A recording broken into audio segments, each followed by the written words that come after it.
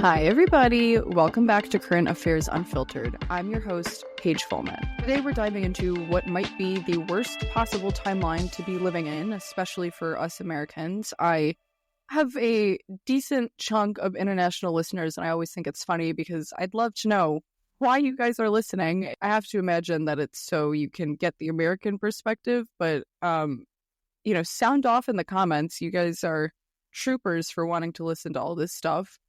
And also, silly me for ever thinking that I was going to take the last weekend of the month off. These guys can't ever just sit down and be quiet. So here we are. I am recording this on February 20th. If anything happens between now and Monday, it is not my responsibility. But I did want to point out, I won't be talking about it later, but Mitch McConnell released about an hour ago that he was not going to be running for re-election next year, which isn't that shocking. If you don't know who Mitch McConnell is, he's the guy that super old and wrinkly, former Senate Majority Leader, and he keeps falling down the stairs, so he's clearly getting up there in age and losing his stability, to say the least. And ever since stepping down from his leadership position, he's not been explicitly anti-Trump, but he did vote against a fair number of Trump's cabinet nominees, which wasn't that expected as far as I was aware. But, once the first no vote from him came in, people started to be like, okay, he's pushing the envelope a little bit. And it also makes it a little bit clear that while he was Senate Majority Leader, he was voting with Trump and defending Trump solely because he was trying to keep the party, unified, I guess. So it's a little bit disappointing to see him now, going against Trump because he doesn't have a leadership position. And what good does it do now? Anyways, today we're going to be covering a lot of stuff, some silly, some not so silly, but we're going to start off a little bit silly with Trump eliminating the penny. The debate has been going on for years, and once again, it's back in the news. The argument against making the penny is pretty straightforward. It's that it costs more to produce than what it's worth, and it slows down transactions. And nobody really wants them. I really want you to think about the last time you actually paid somebody with a penny instead of just putting it in a jar somewhere or letting it collect in the bottom of your purse. But of course, there's opposition, mainly from people who somehow think that getting rid of the penny is un-American, or perhaps from the zinc lobby, which is found in pennies. And maybe that's a thing. I don't know. This development was just kind of funny to me because he announced it as he was leaving the Super Bowl, which was just a little bizarre because does that mean he was sitting at the Super Bowl and just kind of like plotting and scheming about the penny? Or like, I don't know. The timing was just really weird. Maybe we should eliminate the penny, but again, given everything that he's doing, it's such a bizarre thing to now take on. Like, you're deporting everybody, you're trying to take Greenland, you want these rare minerals, also we're eliminating the penny. Like, please get a grip. What's the penny going to do to help me live? I don't know. Elon Musk is also still living inside of Trump's butthole. I want to say the other word, but we're a PG-rated podcast over here. He is making headlines once again because he had a press conference with Donald Trump in the White House where he brought his toddler son, X, short for X-A12. If anyone remembers that discourse from when X was born, then tap in because that kid's got an insane name. Reports from the press briefing described Musk's kid repeating phrases that sounded eerily like things adults around him were saying. If you listen closely, there's a couple clips of him leaning over to Trump and being like, "You're not the president." Lots of people are saying that's what Elon's saying about Trump. I almost have the opinion that that's what somebody said to Musk and his son was around to hear it.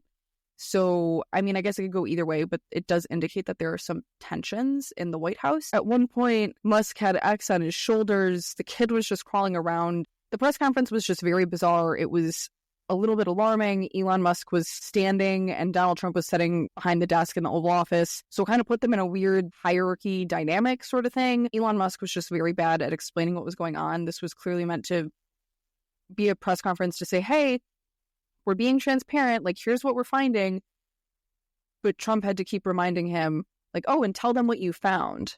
Tell them about this. And then on top of it, the other day, the White House had to release a statement that Elon Musk was, in fact, not the leader of Doge. He is a senior special advisor. First of all, we all know that's not true. The whole thing was, oh, Elon's going to run Doge. Elon's going to do this and that at Doge. Kicked out Vivek Ramaswamy from being the, co-person on Doge. But now suddenly the White House is saying that he's not leading it. So they lost me a little bit with that one. I'm sure there's a reason. I'm sure there was some sort of like legal fight and they had to backtrack and take him out of that.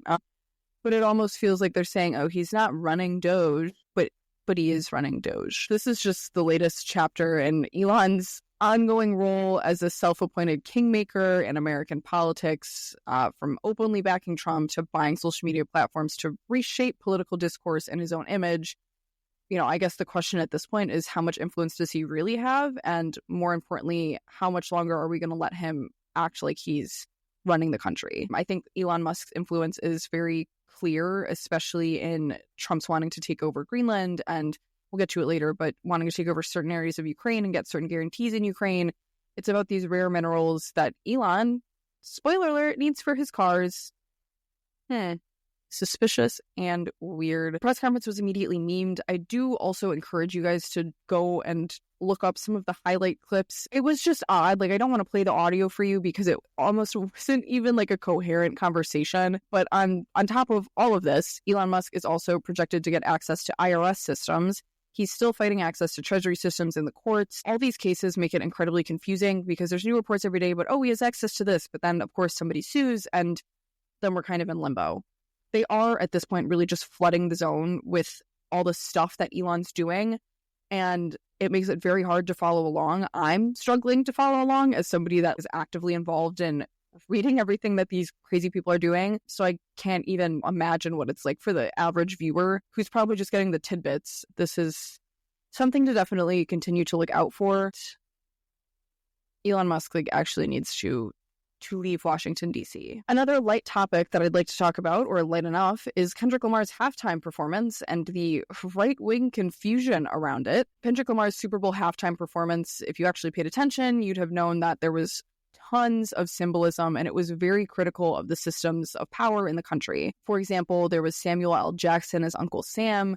The performance opened with Samuel L. Jackson being kind of a personification of the U.S. government and set the stage for examining American patriotism and its complexities, especially as it's related to the Black community. Jackson saying things such as too loud, too reckless, too ghetto was a critique on the rap music. Saying, Mr. Lamar, do you really know how to play the game? That was, a criticism of being Black, being loud, being reckless. The other thing was post SZA appearance, when the music kind of slowed down, it was a little bit more R&B based. He says that's what America wants, nice, calm.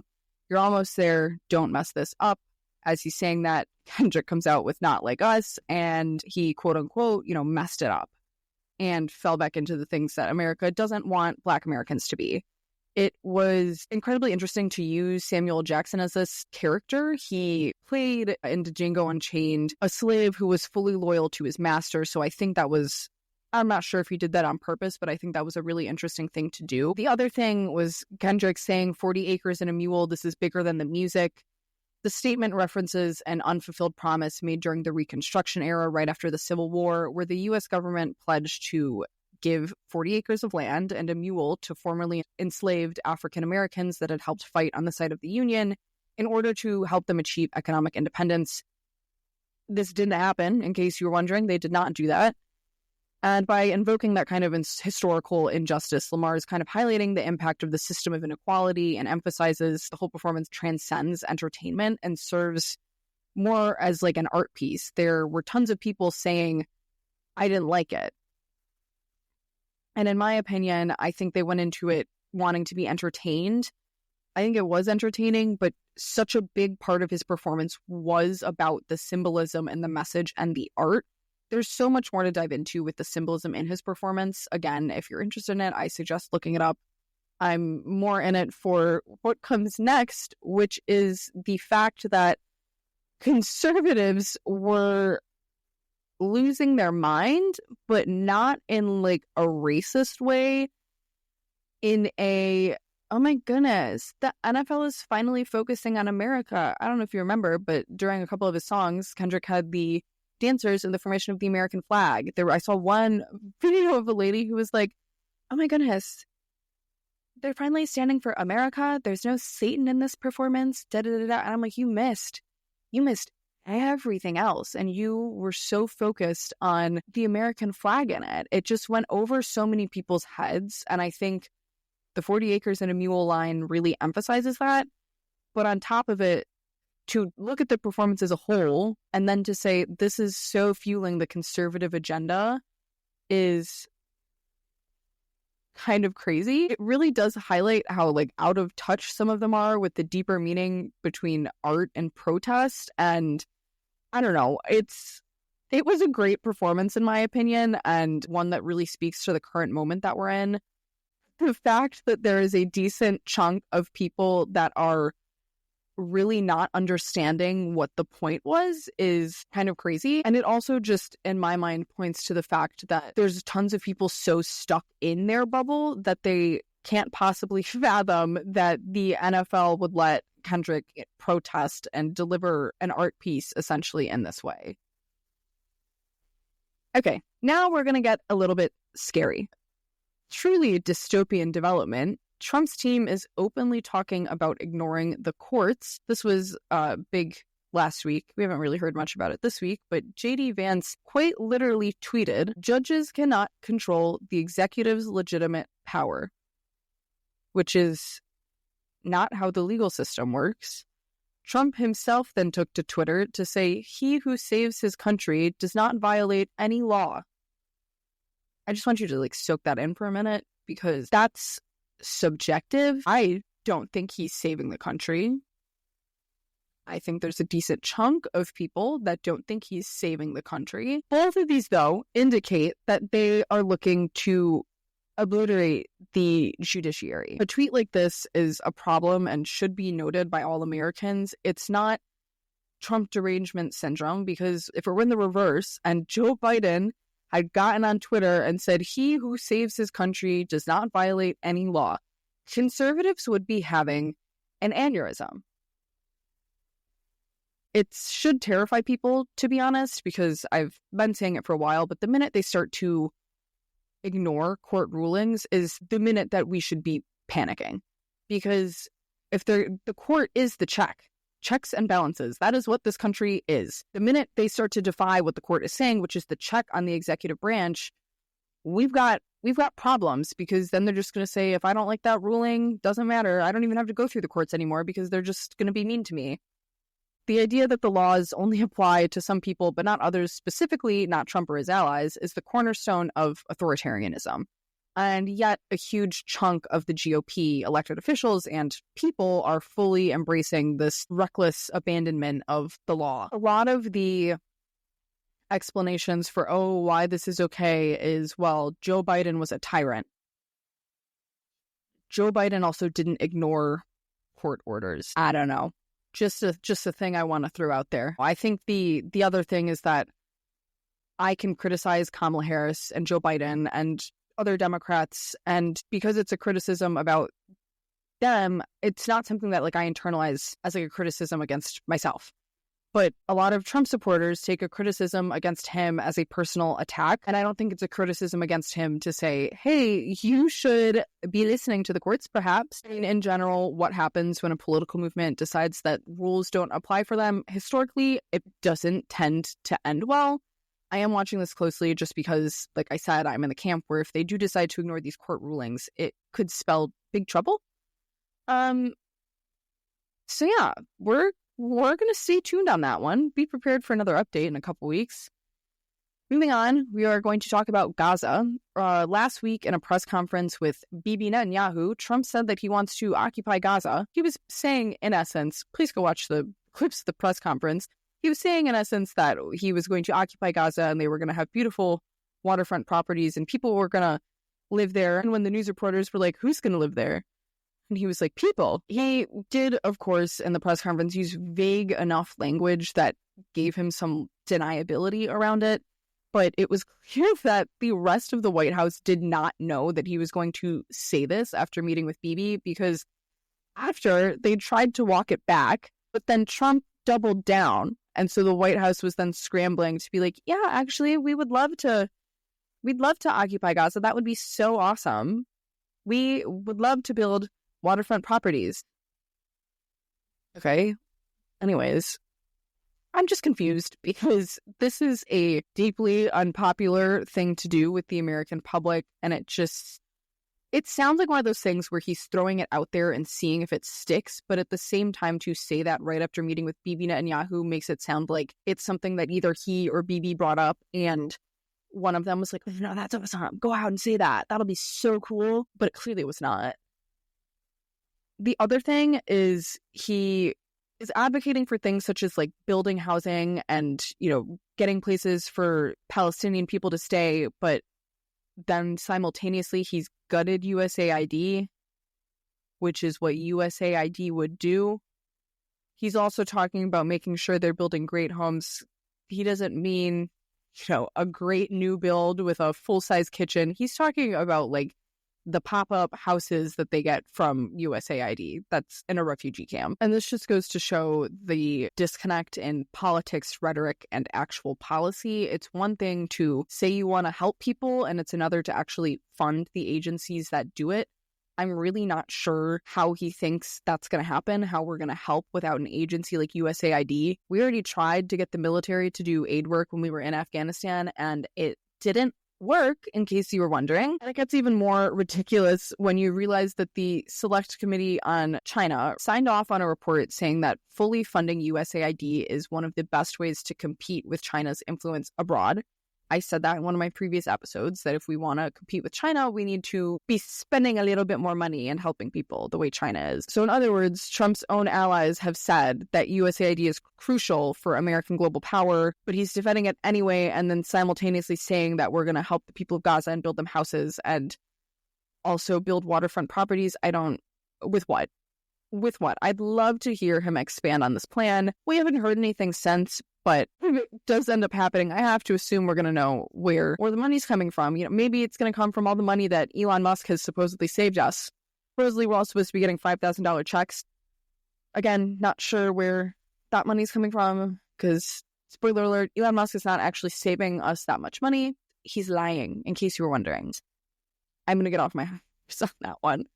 Let's talk about something that really should be setting off alarm bells. This is going a little bit more international. Again, about Elon Musk, of course. I've seen it talked about a little bit on like the national cable news networks, but Trump is openly endorsing the far-right alternative for Germany, the AfD party. The party is closely linked to being neo-Nazis. It started in 2013 as a Eurosceptic party, but has since kind of evolved into an openly nationalist, anti-immigrant movement with deep ties to the neo-Nazi groups. Government intelligence agencies have also classified parts of the AfD as extremist, citing its role in spreading hate speech and undermining democratic institutions. Despite all of this, Trump recently praised the party, calling it the future of Germany, and urging conservatives in Europe to follow their lead. This endorsement isn't just words, it signals growing coordination between far-right movements globally, something we've seen play out across social media and political strategy. And that brings us to Elon Musk. Elon's political influence isn't just about cozying up to Trump. There's evidence that he is now also working to boost AfD as well. In the past year, Musk's platform, Twitter, now X, has become a megaphone for the German far-right, because of course it has. Researchers have documented algorithm boosts of AfD content, and leaked internal reports suggest that Musk has personally intervened to ensure far-right voices in Germany aren't deplatformed. This is part of a broader pattern. Musk claims to be a free speech absolutist, but in reality, he's curating a political ecosystem on X that benefits far-right ideologies while suppressing dissenting voices. Germany has made a concerted effort the other political parties in Germany, I should say, have made a concerted effort to not work with AfD in order to not legitimize them. Elon legitimizing them is a problem. The way I view it in terms of, free speech on the internet, I suppose, is that you can't go to a flea market and sell shit-infused cakes because it harms the larger society that you are a part of. We, globally, domestically, have a vested interest in nipping rhetoric like that in the bud because it poisons or harms the broader society. If you don't legitimize crazy, hateful things, you are stopping the spread, essentially, and also making sure that the broader society isn't harmed or is less likely to be harmed by this rhetoric. What Elon is doing is protecting the right to sell shit-infused cakes, just so we're clear. Moving on to Ukraine, Trump is engaging in discussions about the future of Ukraine, but guess who's not there? Ukraine. The U.S. is currently talking with Russian leaders, with Saudi Arabia as a mediator. European allies are scrambling, feeling sidelined as Trump's team maneuvers around them. Meanwhile, the UK has stepped in, not exactly stepped in, but they did say that they were committing troops to Ukraine for peacekeeping purposes, which just shows how integral Ukraine is to the landscape in Europe. It is a massive problem to not include Ukraine, first of all, but then to also not involve Europe is a problem because if this ends in a way where Russia's taking over Ukraine, that destabilizes the entire European continent. So to not involve them at all when we're an ocean away it's mean, to say the least, and also doesn't do well to prove that we are actually being a good faith negotiator. Doing this also signals a shift in decades of U.S. foreign policy in which we were isolating Russia. The phone call that Trump had with Putin last week was the end of 3 years of complete isolation from the West. I miss the Cold War when my little boomer friends would say, oh, Russia's the bad guys. Now all of a sudden it's yay Putin. I remember the first time I saw like a pro-Russian sentiment about the Ukraine war, and I was like, wait a minute. I remember when older people would say, oh, those darn Russians, not a good place over there. And now all of a sudden we're loving them. Did they even do anything to earn that from us? No.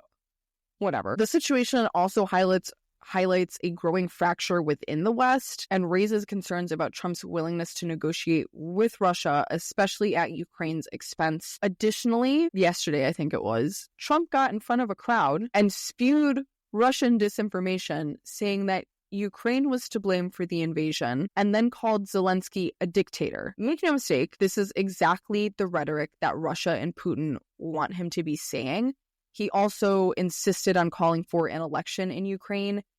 Ukraine is currently under martial law because there is a war going on, and when there's martial law, there's no elections. Trump also said that Zelensky's approval rating was at 6%. No poll has ever said that. It's not Zelensky's approval rating is certainly not the best. I don't have any numbers for you guys right now, I'm sorry. But it's certainly not 6%. And there is nothing Putin would want more than to force an election, because an election could very easily, one, destabilize Ukraine, and two, there is a very recent history of Russian interference in Ukrainian elections. He's looking for an end. And to have the president repeat those claims is problematic. It's exactly what Putin wants him to say, exactly what he wants to hear, exactly what he wants the international community to think as well. I just feel bad for Zelensky, because to not even be involved in these discussions as if they are not a independent country is insane. Don't think Putin is going into these with a good faith agenda. I don't think Trump is either. And at one point, Trump had said to Zelensky, give me half of your rare minerals. And Zelensky was like, and what do I get in return? The answer was nothing. There's just nothing good about this. It makes me worried, because all Trump is showing Putin is that he can be walked all over. Oh, God. Okay, back to Elon Musk. Of course, we're never leaving this guy. The FAA faced significant layoffs, and SpaceX, which is owned by Elon Musk, appears to be taking over key regulatory functions related to aerospace oversight. This includes, but is certainly not limited to, since we know he likes to move in secret, traffic control systems being updated. The agency has admitted its systems are unsustainable, but I'm just not sure that bringing in the guy that the FAA was investigating and whose rocket blew up a month ago is the move. The shift raises major safety and accountability concerns as Musk's influence over the federal agencies continue to expand. The craziest part in all of this was, I'm pretty sure someone would have to fact check me on this, because it was an article, but it was like a one-off. I don't think anybody reported on it further. But he fired a bunch of people at the FAA and then reportedly brought in his own guys from SpaceX. So all I'm understanding of this is that he fired people and then contracted out his own workers. So if your guys were so qualified, why didn't they just apply to work at the FAA in the first place? Anyways, now we're going to move on to everybody's favorite mayor, Eric Adams. Federal investigators dropped the case against New York City Mayor Eric Adams, which had been probing whether he engaged in bribery. There was evidence they pretty much had him dead to rights about Turkish government interference. There was also questions about campaign donations from individuals with ties to the Turkish government and whether those contributions violated campaign finance laws. Bottom line, shady deal, and we really should have seen this coming from the minute Eric Adams was getting buddy with our boy Donnie. And so it's not that surprising. Kathy Hochul, the New York governor, has the authority to remove Eric Adams. I'm a little bit surprised that she hasn't done it yet. I feel like maybe she's trying to escape from Trump's wrath a little bit and letting him stay. There is a lot of scrutiny over this, and tons of people resigned from DOJ and from Adams' office. The lead prosecutor on the case, Hagen Scotton, who was a Trump appointee, resigned over the request, saying in the resignation letter, quote, "I expect you will eventually find someone who is enough of a fool or enough of a coward to file your motion," adding, "but it was never going to be me." Eventually, they got somebody to sign off on it using a bit of coercion. They gathered a bunch of people in a room and essentially said, "One of you needs to sign this or you're all getting fired." A guy by the name of Edward Sullivan eventually signed off on it in order to save himself and the rest of his coworkers, I would assume. And now the question is why? In their request to dismiss the case, the reasoning was that if they don't dismiss it, Eric Adams will not be able to help with the deportation plan, as if they wouldn't get a new mayor that could then help with the deportation plan. But I digress. That's fine. It does raise the question, though, that, was there a conversation behind closed doors in which Eric Adams was saying, if you drop the case, I will do whatever you want with the deportations? Or where Trump said, I will drop the case if you do whatever I say with the deportations. Time will tell where this ends up going. I'm hoping that Kathy Hochul will make a move and Eric Adams will be out, but we will see. I don't have much this week in terms of takes from Twitter. I was too busy reading about all the nutty stuff that was going on. Didn't get on Twitter this week, actually, to be honest, because it felt really draining. I don't know how many of you are really involved in Twitter, but the account that I have to follow politics is mostly to follow right-wing accounts and creators, and it's getting really draining to get on there and see them cheerleading all of this. There just seems to be a wide disconnect. And especially with Elon Musk keeps saying, oh, we're finding all this fraud. They're not finding fraud. They are finding spending that they don't like or sounds silly on its face. And in the process, Musk and Trump are firing people that do good work. They've fired thousands of probationary employees, and I think there's a big disconnect in what probationary actually means. So in terms of the government, at most agencies, you are probationary for a year before you get civil service protections, which makes it harder to fire you. So they're going off the probationary employees first, but the gag is that even if you are a government worker and say you change agencies, you are put back on probation. So even if you're 40, 50 years old, you're not a young person, and you switch agencies, you are at risk of being fired. The other funny thing to come out of this is them firing people that were working on bird flu stuff and firing people that were keeping our nuclear arms safe, and then immediately going, oh shit, we actually need those ones. We actually need those people. But then they couldn't get them back because after firing them, they deleted all their information and couldn't get in contact with them. That seems really safe. It seems really safe and awesome that our bird flu people and our nuclear weapons safety people are just out in the wind. Anyways, if one of you are listening to this, Elon Musk would like to speak to you. The other thing I did want to talk about was this article I found in the Washington Post. Don't flame me for reading the Washington Post. I like their opinion pieces and analysis ones, and this is an analysis. And it's titled A Guide to the Trump Administration Lexicon. And I thought it was a good article that kind of describes the way they're weaponizing language, because they like to use a lot of buzzwords. In this article, they talk about the word transparency, they talk about free speech and fraud and abuse. And I know that those words, as their general meaning, aren't being used in the same way by the Trump administration. So the article says, in regards to transparency, traditionally transparency in the federal government has meant access to data, federal contracts, and government reports, even if they shed light on problems. But Trump has fired nearly a score of inspectors general who root out fraud and malfeasance in federal agencies. It goes on to say, but the White House says the administration is transparent because Trump often answers questions from reporters. Unfortunately, that's not exactly that true because a lot of what he says is inaccurate or misleading. So when the Trump administration says transparent, really what they're saying is, here's the line that we want to give you. They're not exactly being transparent. They're throwing out the party line or whatever lie they've come up with for the day and saying that they're being transparent because they said that. The other one, of course, free speech. First Amendment enshrines a right to free speech, the right to articulate opinions and ideas without interference, retaliation, or punishment from the government. There's always been a little bit of tension on free speech, like I said, in regards to Elon Musk and social media. Positive to me.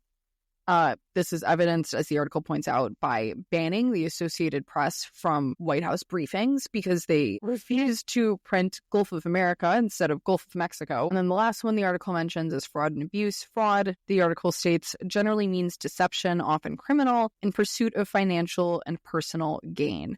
But the Trump administration has upended that definition, broadening it to include programs and policies it disagrees with.